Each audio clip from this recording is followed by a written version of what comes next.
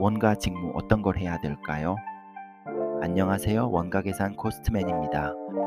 채용 공고에서 볼 수 있는 원가 직무는 의외로 다양한데요. 이번 영상에서는 여러 원가 직무에 대해서 소개해 보고자 합니다. 개인적으로 저는 원가 직무를 크게 두 개로 나누는데요. 견적을 위한 원가와 분석을 위한 원가입니다.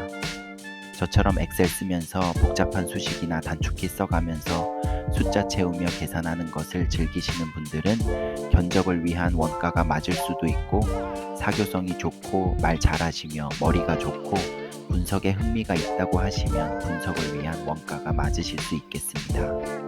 첫 번째로 일단 제 직장 원가 계산 용역 기관의 경우를 말씀드릴 건데요. 원가 계산 용역 기관은 제조 말고도 공사, 법원 감정, 계약 금액 조정, 민간 위탁, 정산 등 여러 분야들이 있지만 이 중 비교를 위해 제조 원가만 얘기하겠습니다. 원가 계산 용역 기관인 연구소 등에서 하는 원가 계산은 대부분 계약 금액을 결정하기 위한 것입니다. 용역 기관에서 발행하는 원가 계산 결과 보고서는 정부 계약 금액의 증빙 서류가 됩니다. 따라서 용역기관에서 하는 제조원가는 대부분 견적을 위한 원가 업무에 가깝죠. 제조원가만 말씀드렸지만 다양한 종류의 원가를 해보고 싶으시다면 용역기관 취업도 고려해보시면 될 것 같네요. 두 번째, 채용 공고에 자주 등장하는 또 다른 견적을 위한 원가 업무에 가까운 것이 자동차 부품 회사 견적 원가 계산입니다. 영업원가라고도 하는데요.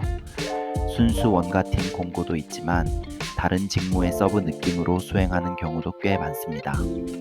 특히 구매팀에서 수행하는 원가는 언제까지나 서브 직무의 느낌이며 주 직무는 구매, 가격 협상 쪽이라는 것을 고려하셔야 합니다.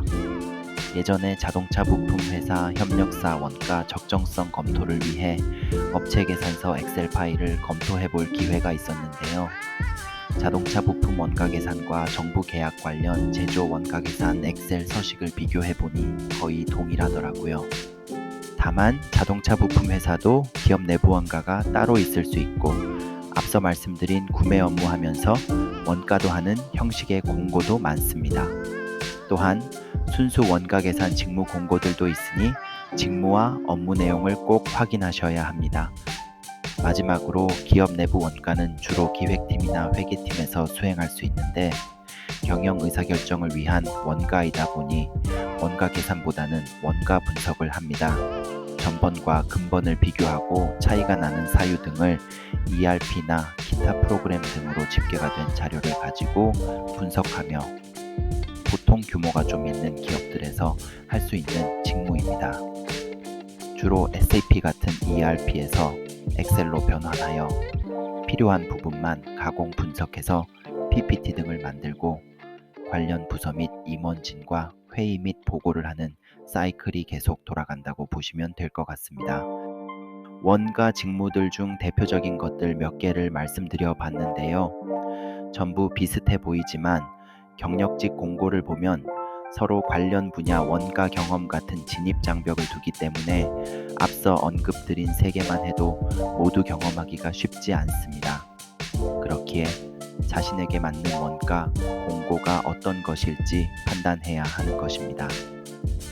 이번 영상이 여러분들에게 도움이 되셨으면 좋겠습니다. 이상으로 이번 영상 마치도록 할게요. 영상 봐주셔서 감사합니다.